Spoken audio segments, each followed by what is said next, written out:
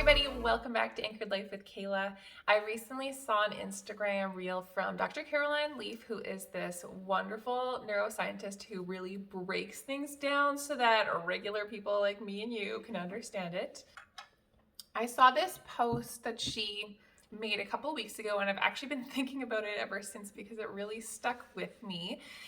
So it's this study called Mindset Matters, Exercise and the Placebo Effect. I'll give you the abstract of the study.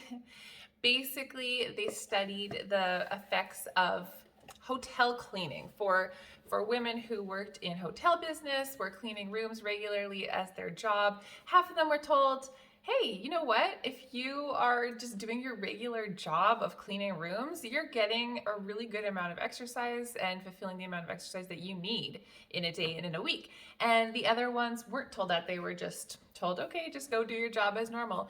And only 4 weeks later, these same hotel housekeepers were tested to see all their physiological changes. The group that had been told that their work fulfilled their exercise requirements, it says they showed a decrease in weight, blood pressure, body fat, waist to hip ratio, and body mass index.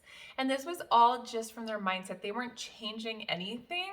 The only difference between them and the other group is they were told, hey, what you're doing is really great for your body. And they started believing it, and it started actually impacting their body. So that just demonstrates that what we believe, what we're thinking about, really does affect our body. It affects our lifestyle. It affects the way that we're living, the way that we're seeing the world.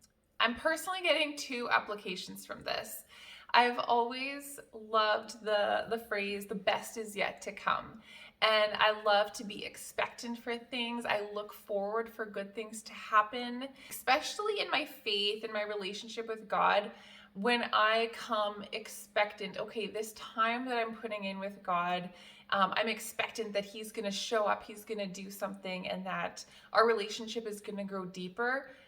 We actually do, and I see that as working out in other areas of our life too. If you are feeling expectant that, hey, this effort that I'm putting into my work is really going to pay off, then you know what, you're going to have a really good attitude about it. You're going to work hard. People are going to notice that attitude change, and perhaps it will help you in your work. I'm definitely not promoting manifestation where you put your thoughts out into the atmosphere and you get what you are manifesting. Like, that's not the way the world works, but we definitely are self-fulfilling prophecies in the way that we think. So if we're thinking that, oh, I'm no good for anything and I'm never going to be able to get this, no one wants to hear what I have to say or what I have to contribute, you're going to believe that about yourself, and you're going to be having that attitude where people don't want to be around you, and yeah, they don't want to hire you for things, and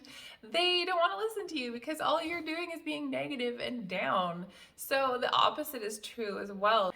Whether you call it manifestation or not, I think that how we're thinking about things definitely does impact our life. And going back to these hotel housekeepers, they didn't change anything in their behavior or their jobs or anything. It was just changing how they were thinking about things, and they just started believing the truth. They weren't told lies. They weren't told, hey, your job counts as exercise when it doesn't. Like, it's a very physical job. But they just hadn't noticed it before. They didn't know that before. And so that information, that truth that they were told, it really changed everything for them. So that's where the second thing that I'm really getting from this comes in. Make sure that we are speaking the truth to ourselves. You need to have the truth and love put together. Just love, no truth, doesn't really help anyone. The truth with no love is hurtful. So you need to have those things together, and you need to surround yourself with people who are going to speak the truth to you in love. And that includes how you're talking to yourself. So when you're noticing that you are being down on yourself, or you are repeating a lie to yourself, or you're telling yourself something that's just not true, you need to tell yourself, hey, that's not true. I'm not going to believe that anymore. And even though it might feel so deeply ingrained into your thinking, into your way of life, there is hope. We can get that out and we can put new thoughts in. I am an example of that because I definitely was believing a lot of negative things about myself before, and through a lot of hard work. I know that does not sound glamorous, but if you want to make a difference in your life, you want to see that the best is yet to come, you do need hard work. As we've seen through this study, the way we're thinking about things really does make a difference physically in our lives, even though it's just thoughts. No, thoughts are real things. They're physical proteins. They actually make a difference. It was falling down a little bit. We need to think of that thought that is not serving us well. It is not the truth, and it is not loving, whether it's towards yourself or somebody else or a situation, whatever it is. You need to visualize yourself like digging that out of your brain. Dig it out, and then picture some beautiful plant or flower growing in that spot, and replace that gross thing that you dug out with something that is true and loving. I'll give an example from my life.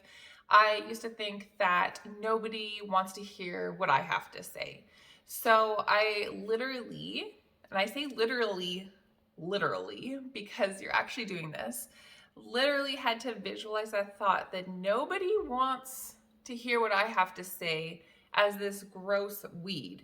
Dig it out and replace it with this. I'm kind of visualizing this like beautiful succulent flower thing. I'm definitely a millennial, us and our succulents. And these lies tend to want to come back and back and back. And our brain hasn't quite realized, hey, we're not thinking that thought anymore.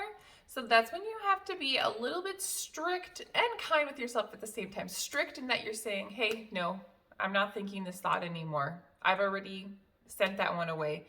And then kind in the fact that it's okay that this thought keeps coming back. You're only human. Is the best yet to come?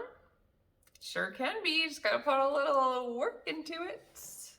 In this study, it talks about young adults in a 10-week exercise program, and half of them were told it was for their mental health, the other half weren't. And they both had better physical health. But the ones who were told it was for their mental health showed a significant increase in self-esteem. What you listen to really does impact your life and what you believe. So also keep in mind that how you talk to other people and what you say to other people impacts them. Keeping that in mind. It's not all about us, right? I love talking about mental health things and also things about being a mom and being a wife, because these things all just kind of go like this in your everyday life. Everything kind of spills into the other thing, your mental health and your relationships and being a mom, and they all just impact each other. So that's why I like to talk about all these things, because we deal with them all the time. And I love to make videos about all these things. If you're interested in that, make sure you subscribe to my channel and hit that notification bell so that you don't miss a video from me. Press that like button if you enjoyed it, and then let me know down in the comments what you enjoyed, what you want to see more of. I'll see you guys soon.